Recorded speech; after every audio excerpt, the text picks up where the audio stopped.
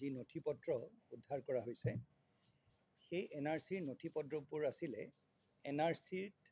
নিজৰ নাম অন্তৰ্ভুক্ত কৰাৰ আগতে এজন ব্যক্তিয়ে যোনখন ফৰ্ম ফিল আপ কৰিব লাগে সেই ফৰ্মখিনিৰ গোটেই তথ্য লৈ তাক ডিজিটাইজ কৰা হয়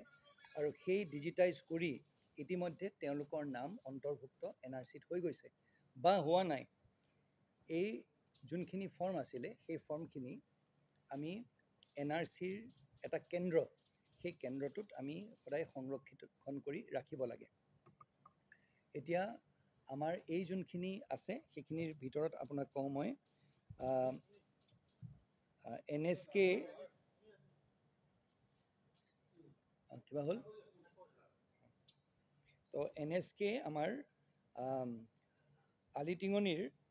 আমাৰ Jamuguri GP office east part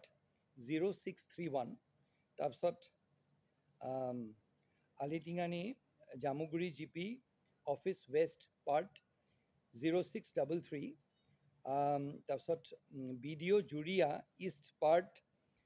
0604 BDO Juria west part 0641 আৰু Rampur Satra GP office east part 0646 এইকেইটা অঞ্চলৰ আমাৰ যোনখিনি হেৰি আছিলে NRCৰ যোনখিনি ডকুমেণ্ট আছিলে ডিষ্ট্ৰিক্ট প্ৰজেক্ট ছুপাৰভাইজাৰ এজন থাকে আৰু ডিষ্ট্ৰিক্ট প্ৰজেক্ট ছুপাৰভাইজাৰ আমাৰ NRC যোনটো সেৱা কেন্দ্ৰ আছিলে সেই সেৱা কেন্দ্ৰটো আমাৰ এটা এই চিঠিখনৰ মতে আমাৰ 2022ৰ ধিং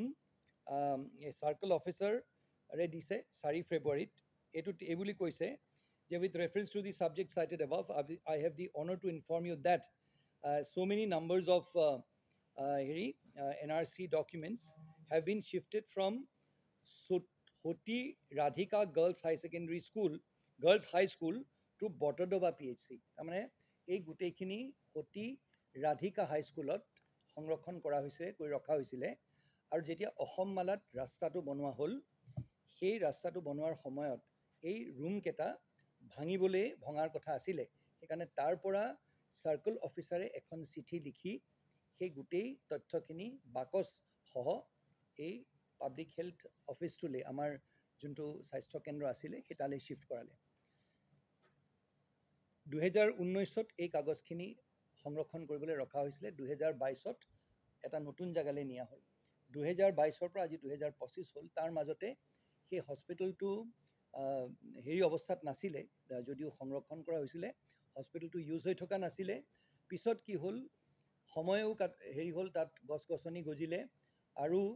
আমি গম পোৱা মতে তাত কিছুমান দুষ্কৃতিকাৰীয়ে সেই হস্পিটেলটোৰ ভিতৰত সোমাই পেলাই থাকিবলৈ আৰম্ভ কৰিলে তাত আমি এতিয়া ধানৰ কিছুমান পুৰা ধানৰ বা পোৱালৰ কিছুমান তেনেকুৱা ৰৈ যোৱা অংশও পাইছোঁ এতিয়া প্ৰথম কথা মই ক'ব বিচাৰোঁ যে সেই তাত কোনো মেলাফাইডি মানে সেই ফৰ্মখিনি লৈ কাৰোবাৰ নাম বেলেগ কৰা বা কিবা তেনেকুৱা ধৰণৰ কৰা কাৰোবাৰ নাম বেলেগকৈ অন্তৰ্ভুক্ত কৰা তেনেকুৱা কোনো মনত কোনো তেনেকুৱা মটিভ নাছিলে আৰু সেইখিনি নাম ডিজিটাইজ হৈ গোটেই তথ্যখিনি চাই যিখিনি ব্যক্তিৰ নাম অন্তৰ্ভুক্ত হ'ব লাগে বা যিখিনি হ'ব নালাগে সেইখিনি সেই প্ৰক্ৰিয়া ইতিমধ্যে শেষ হৈছে এই কাগজখিনি সংৰক্ষণ কৰি ৰাখিবলগীয়া দায়িত্ব আছিলে হয় কিন্তু এই কাগজখিনি সংৰক্ষণ কৰি ৰখাৰ বাদে কিন্তু তাৰ চৰকাৰী দিশটোত তাৰ আৰু বেলেগ এতিয়া আৰু কোনো কাম নাই সেইখিনি কাগজ লৈ পেলাই কাৰোবাৰ নাম অন্তৰ্ভুক্ত কৰিব পৰা বা নাম কৰ্তন কৰা সেই তেনেকুৱা ধৰণৰ কোনো কথা নাছিলে এটা কথা মই মানিছোঁ হয় যে সেই কাগজখিনি পাব্লিক হেল্থ চেণ্টাৰটো সেই স্বাস্থ্য কেন্দ্ৰটোত য'ত ৰখা হৈছিলে সেইখিনি আমি আৰু বেছিকৈ সংৰক্ষণ কৰি ৰাখিব লাগিছিলে কোনোবা মানুহ তাৰ ভিতৰত সোমাই আহিলে সেইখিনি সেইটো হ'ব নালাগিছিলে তাৰ বাবে আমি দুখিত কিন্তু এইষাৰ কথাও লগতে আমি ক'ব বিচাৰিম যে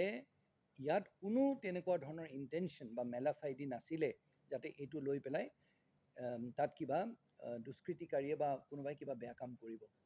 এটা কথা সেই বস্তুখিনি পাই এজন কাবাডীৱালাই এই কাগজ চানাচুৰ বিক্ৰী কৰা কাগজ যিজন মানুহে কিনে বা বিক্ৰী কৰে কোনোবা এজন দুষ্কৃতিকাৰীয়ে সেই দেখিলে যে সেই ঘৰটো বন্ধ সেই বন্ধ ঘৰটোৰ ভিতৰত তেওঁ সোমাই পেলাই তেওঁ সেই বস্তুখিনি উলিয়াই অলপ অলপকৈ এই কাবাডীৱালাবিলাকক তেওঁ বিক্ৰী কৰিছিলে এই কাবাডীৱালা যোনজন আছে যোনজনে এই কাগজ পত্ৰ সেই তেনেধৰণে কিনি বিক্ৰী কৰে তেওঁক আটক কৰা হৈছে এতিয়া যিজন ব্যক্তিয়ে সেই তলাটো খুলি মনে মনে সেই তলাটো খুলি যোনজন দুষ্কৃতিকাৰীয়ে সেই তলাটো খুলি এই দুষ্কৰ্ম কৰিছিলে তেওঁকো আটক কৰা হ'ব।